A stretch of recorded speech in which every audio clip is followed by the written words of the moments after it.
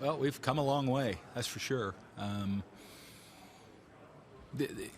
These meetings are, last year, a year ago, I was sitting here and we had no clue where we were going. I mean, we knew where we were going, but we didn't know what we were going to do. I mean, it was more a lot of uncertainty in what our young players, pretty much, how they were going to respond, how they were going to act,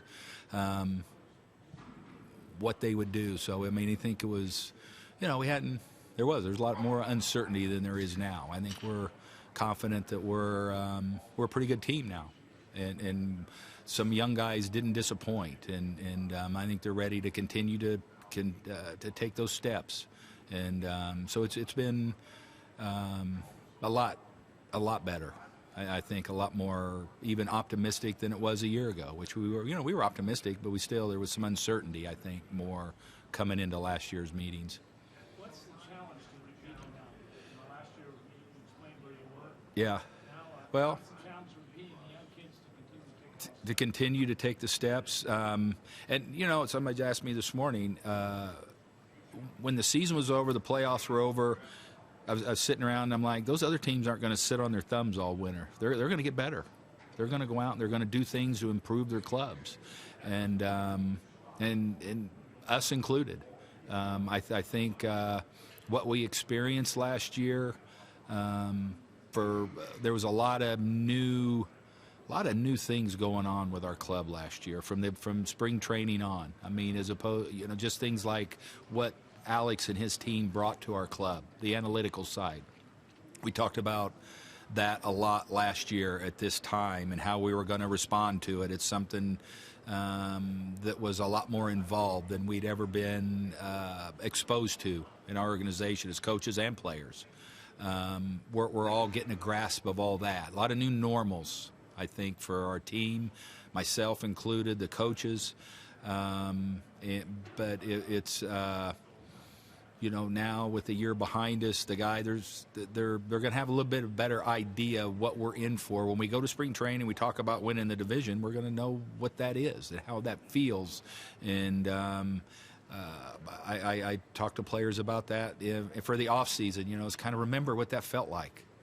That day we clinched, and when you're doing your off-season workouts and you're preparing, it's something that you never, I don't think, want to lose sight of. And now you know what the goal is. We talked about it last year, but it's kind of talk. Now it's kind of like we've experienced it, and we know where we want to get and what we want to do. Do you think the addition of Mac and also Josh Donaldson, but do you think Mac, I don't know what's going to happen with Nick Marquez, but do you think Mac can fill that similar role to that with the leadership in the clubhouse? I don't know. I think Mac's going to bring a new dimension to that role. I think he and Josh and get the experience. I mean, both of those guys, and talking to them, and they're on fire. I mean, they're really excited about what we got going on and being a part of this whole thing. I talked to Mac prior to us signing him, and just where he's morphed into as a player and the experiences, the knowledge that he's got over his time in the major leagues, and winning a world championship, and being with Houston and the Yankees, and everything that he brings or he's learned, he can bring to our young players. And I told him, it's not going to be just about you and the pitchers. I mean, you're going to have a lot for our young hitters, our young position players, and how to approach this thing every day, and how you have to show up every day for 7 months that we play and be ready to leave it out there on the field at any given night. And I think Josh is the same way in my conversations with him.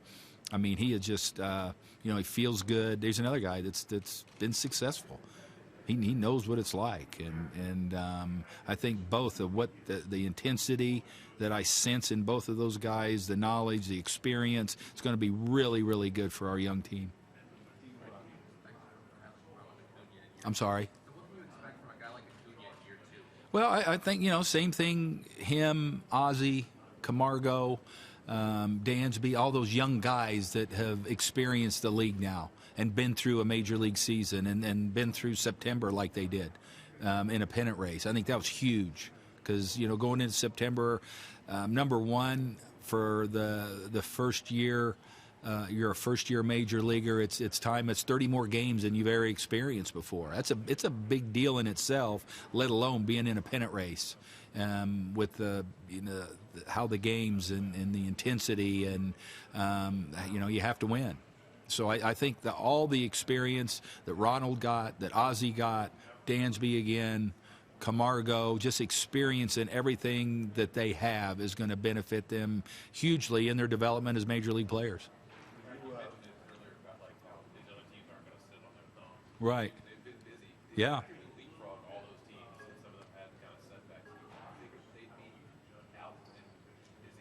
Absolutely. I thought that as soon as the off season started, that these clubs they're going to go out and they're going to get better. They're going to do things to get better, and we've gotten better. I feel with our additions to this point, and I think we're going to be better with the year's experience. And there's no doubt about that. I firmly believe that there are layers in becoming a major league player. And we've peeled off a really big one, I think, in a lot of these guys. And so we just got, we got to keep working. We got to keep, approaching it like we have. That's the one thing, that the consistency and the approach and how we prepare for a game was a big reason why I think that we got so much out of a lot of the young players that we did. Did you wait until spring training to decide on leadoff? Yeah. I mean, I've talked to Alex about that, and we've talked, and I said I'm gonna wait till I get down there the 1st of February and see who's on the paper. Yeah. I play with it all the time. I mean, that's what managers do. I mean, they sit at home and doodle, and you're out to dinner and you're writing on a napkin and things like that, and you envision it. I'll talk to the coaches over the course of the winter, just get their thoughts on different things and what we got going on. But till we get there, see who's actually on the page. And it might be something we play with over the entire spring. And I don't think we're going to, when we open the grapefruit season, I don't think it's, I'm going to have a lineup that's set yet. That's pretty enticing, though, isn't it? The possibility of Acuna, Donaldson, and Freddie. Yeah, no, that's, and the Ronald thing's going to be a big deal. I mean, it's where we, if we continue to hit him lead off, we drop him in the order, down the meat a little bit. That's going to be, up for discussion and to see what's going to make us the best club. And, and then too, it's just like last year. You know what? You got to start somewhere.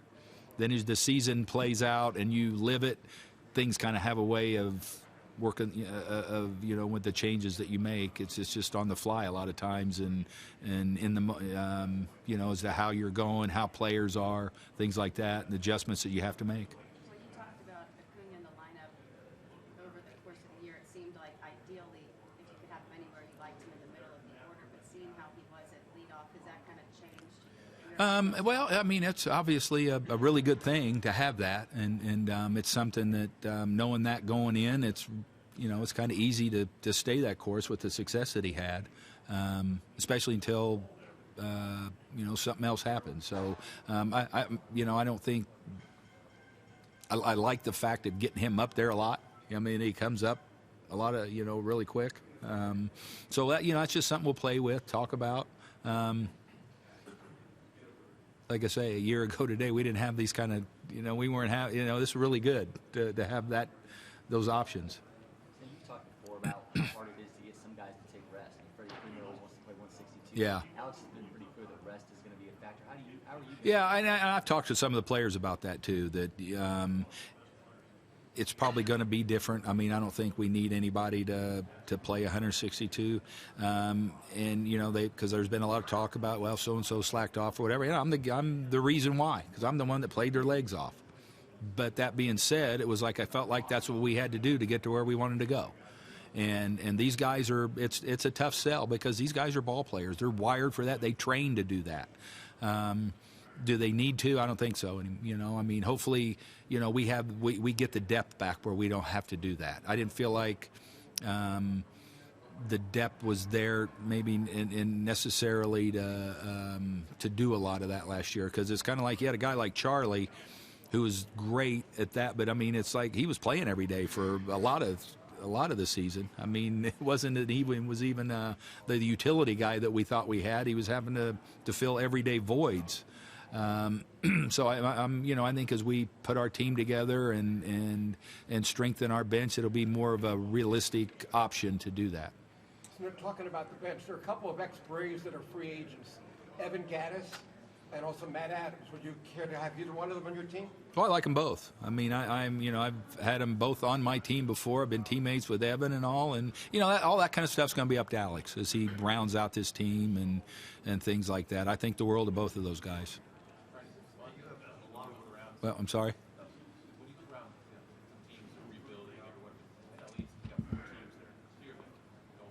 Yeah.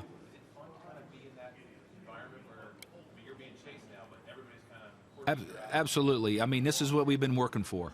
Like I say, it's been a tough 3 years since I've been here, and that's exactly what you're striving for. This is where you wanted to be. This is what we've been working so hard in our minor league system and going through the grind in the major leagues is to get to this position.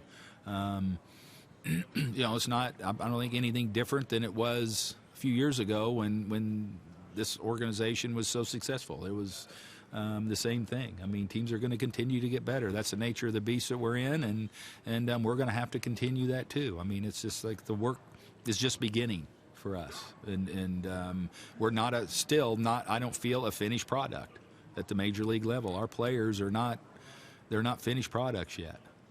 A year ago, you talked about how you've been recognized a few times, like in the Publix or whatever. This time, this offseason, it must have been even more so. I mean, after being on TV. Well, I think the bald head's a giveaway too sometimes when I go in places. No, but it's been, and that's been good. It's all been good things. I mean, people are excited about the Braves, and rightly so.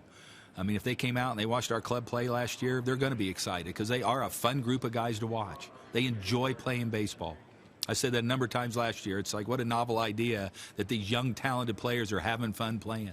And they did, and I alluded to that in that September run. I mean, I looked in that dugout, and it was like an American Legion team. I mean, the energy, the excitement, how pulling for each other, caring about each other. And it's a team that the city should be excited about watching because they're very entertaining.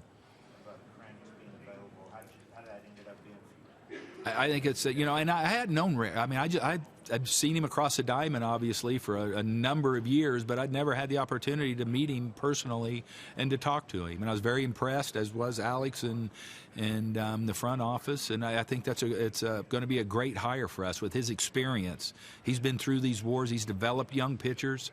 I think the team of he and Marty staying in the bullpen is going to definitely benefit our pitching staff and our whole game. So I'm really excited about Rick being aboard, and I told him too. So you're going to fit right in with this group because the coach's room in there is just a bunch of baseball guys, a bunch of old baseball grinders that like the game and they like to work, and he's going to fit in really good in that room. When you look back on the season, after all these debuts you saw, the home runs, the wins, the championship, getting to October, is there one moment that stands out to you where you just kind of took it all in and that was your favorite? You know what? I think I took the whole season in. I think from the start to finish. I mean, you sit back and you reflect, and I don't know that there's just, obviously with the day that the third out's made and we clinch the division's huge. I mean, it's just, I'm just like the players. I'll never forget that because it's the first one is in my tenure as a major league manager. I've been a part of it as a third base coach, but that's pretty special when all that hard work. How long, what a grind that this season is when that culmination of that, all the hard work, everything you put into it, trying to, and when that's pretty special. So then Boston Riley has a good spring. How are you going to fit him into the lineup? I don't know. We'll decide that when the time comes.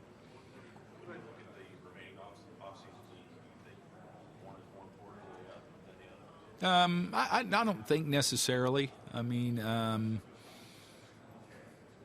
I think, like I say, I trust. I mean, for me, it's Alex is really good at what he does. He has put together championship teams before. I said the one thing I noticed, and now the year that I've been with him, all he does is try and make this team better. He's working really hard every day to try and make this club better. And as a manager, I so appreciate that. I mean, he's going to do everything he can to ensure that we try and go out and defend our title. And there are players out there you'd like to have. Absolutely. Although I've been in this thing long enough to know that it doesn't always work that way. I think whatever he does is going to be really good, and we'll go down there and we'll work with the players that are on that list when we get to Orlando and compete and trying to put ourselves in a position to win. You had a large number of rookie pitchers who got at least a taste Yeah. of action last year. What did you learn from those little short exposures to Wilson and Wright and all those guys? And if some of those guys have to go to rotation, is that something they can go back and forth, or is it if a guy goes to the bullpen? I mean, if a guy goes to the bullpen, is that probably where he needs to be all year, or is it possible to swing him back and forth? No, the biggest thing, the first part of the question is that third deck doesn't phase these guys anymore. It used to be when I was I'd manage AAA and the general manager would call and it's like, is this guy ready? And I'm like, well, he's done everything here to be ready in my eyes, but until you see that guy perform with that third deck out there, you just don't know what they're going to do. It doesn't phase these kids anymore. They come up and they're right where they feel like they should be. I think the experience that those guys got is going to be huge this year, because we'll probably need a lot of these guys in the mix. We come out of spring training, we put one of them in the bullpen.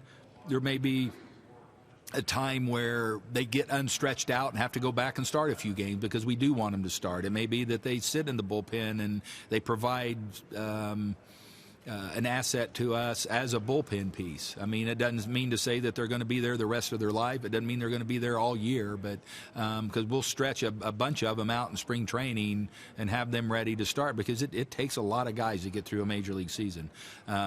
I think the experience that guys like Max Fried had and Kyle, Bryce came out of the bullpen a couple of times. Those guys, it's going to benefit them. I think the fact that they experienced that full major league season, even if some of them weren't used a lot, is going to be really good for those young guys. Now that was an invaluable experience for a lot of those guys, even just to being around this situation and the guys and the everyday intensity that it is, and the professionalism that it takes, and the consistency in a workout program and an approach is going to be great for a lot of those young pitchers. How rare is it? I mean, you see a lot of these young guys come up, might not be competing for, a championship, an NL East title. So how different was the time for them to come up and play not meaningless games, but in these games that were so significant? No, I said you can't replicate that. I mean, it's a lot of times when we will get a guy at the major league level, and it's like, do we send him back? And I'm thinking, we can't replicate what he's going to need in AAA. I mean, there's sometimes, you got to send him back. That's all part of it. But if when you keep them in the major leagues and they're facing that competition, I mean, that's something that can't be replicated in the minor leagues. So I think everything that they experience this year is it's going to get them just one step closer to being that consistent major league pitcher that we think, or player that we think they're going to be. Then Ozzie came up as a shortstop. Any chance he's going to play shortstop again? No, I'm sure that he's capable. He'll probably be a better shortstop now than he was before playing. I think he's kind of playing shortstop now. In this game, with the shifts and all, you better have a second baseman that's pretty athletic, and we do. He's a perfect guy, I think, in today's game with the shifting era that we're in and the athleticism that it takes to be a second baseman now. I mean, you need a kid and we're very fortunate to have a young man that's played shortstop, playing second base for us. Has that skill set. How big do you think having a full season and maybe him being able to reflect on what happened, do you think he'd be able to avoid the disparity he had? Because he was so good in the first half. Yeah. He slumped so much. And it's just that's part of, again, one of those layers that you peel off in becoming a major leaguer. It's like you're not going to surprise anybody anymore. Everybody's going to be ready for you. Everybody's got video. Everybody knows what you've done, and you challenge the player to make those adjustments. And the physical adjustments, the mental adjustments that he's going to make to do what we all feel like and know what this kid's capable of.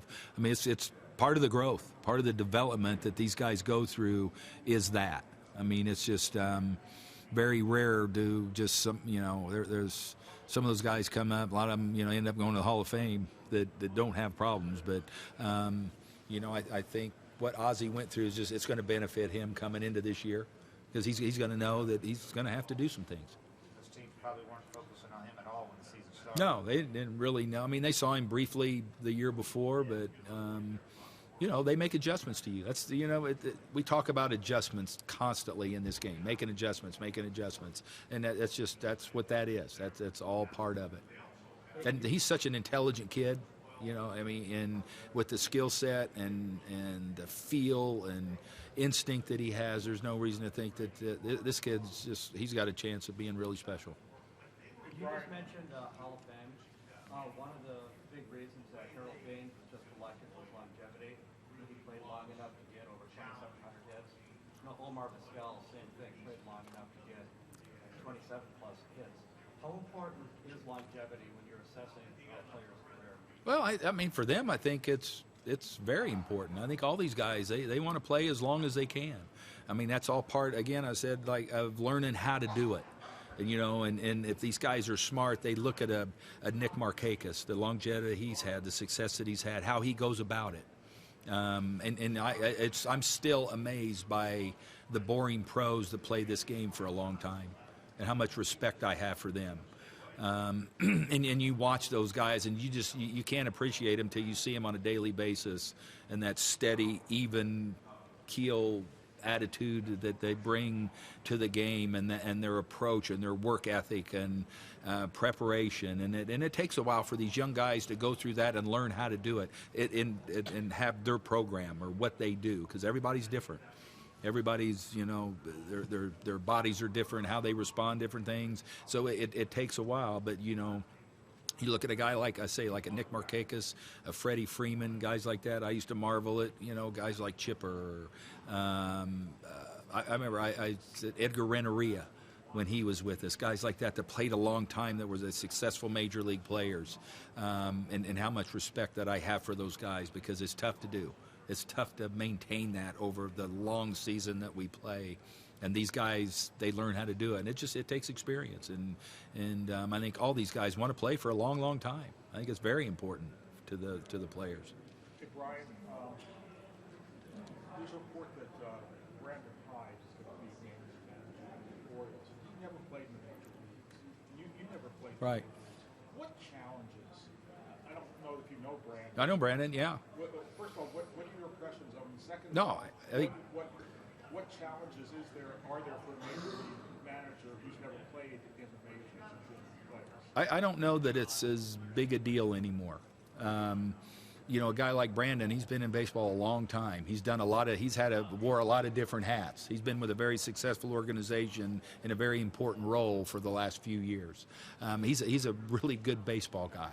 He gets it. I think, I think understanding that this is a really tough game to play is probably one of the keys to a guy maybe like myself, that hasn't played in the major leagues.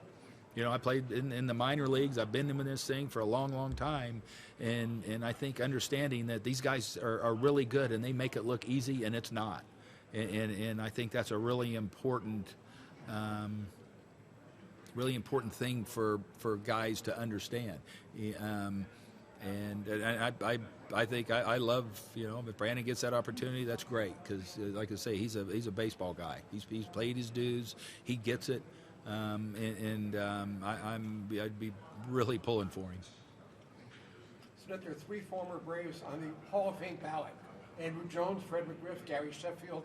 Your comments? I hope they all get in. Love all 3 of them. I mean, they all did really good things for this organization. I don't have a vote. Brian, with the young pitchers you were talking about before, what kind of message do you have for them on spring training? First day, where it's no longer just lip service of... It's kind of like, and we tell all young pitchers. My first meeting I'll have with them is we're not out to make the team today. I mean, they have to pace themselves. I think a lot of these young guys that are coming in that have experienced that full season will get that a little more now than probably what they did last year. And because it's such a long grind. They have more than enough time to get ready in spring training. I think the biggest thing is just kind of, and our coaches do a really good job of that, of backing off the throttle and bringing them along the right way. So, I mean, these guys are all young. They're all energetic. They're high-energy guys. They're all really strong kids. They like to work. I mean, it's like the work part of it, the drills, the fundamentals, all that aren't a problem with our guys. Love all that kind of stuff. They like playing baseball. And I think probably in the pitchers, the coaches, like I say, the coaches, especially the pitching coaches, do a really good job of taking it easy with the guys and bringing them along the right way.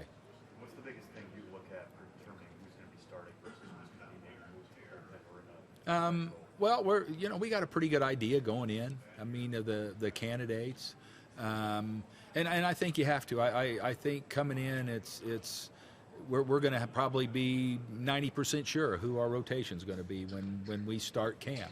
That being said, you start out with 5 guys, and I don't even know how many we used last year. But when we give guys extra days rest, things like that, as we rotate guys around, it takes a lot of guys. So we'll get a number of guys stretched out and ready to start the season as starters. And then, we'll look. If it takes if we have to put a starter in the bullpen to make our team better, then so be it. There's nothing wrong. Back in the day, that's what you used to do. Guys came up and they broke in the bullpen. And a lot of those guys experienced that last year, which is going to be good for them going forward. It's not going to be such a culture shock, so to speak, to do that. But I really like the depth that we have in our system. We got some really good young pitchers that we've kind of, we've pushed them a little bit. When we did last year, we pushed some young guys through, and they probably, when they got that call, probably starting out in February or March, I'm sure they all wanted to pitch in the big leagues, but probably in their minds it was like, I'm probably a year away or so before I'm going to get there, and they found themselves pitching in the major leagues. Do you think that Newcomb could be poised to have the kind of breakthrough that Fulte did last year? Yeah, I think with what he's went through and the improvement that I saw in Nuke, I mean, he's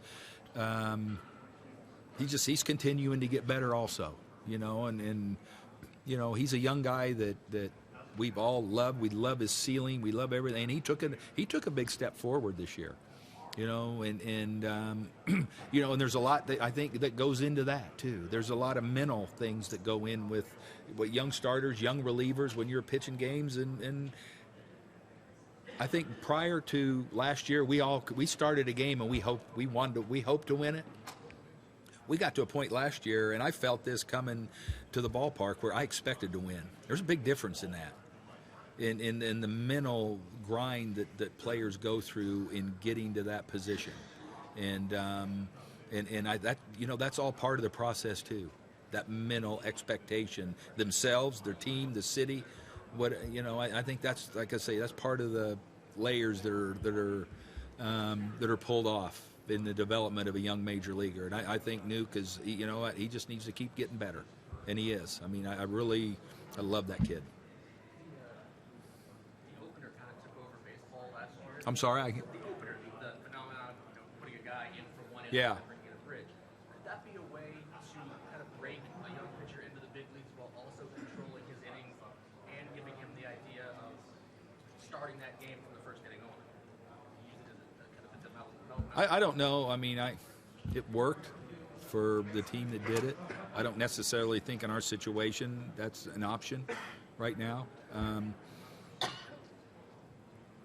The guys that we have, I think they're going to get better. They're going to develop. They're going to do all that by starting the game and pitching. Yeah.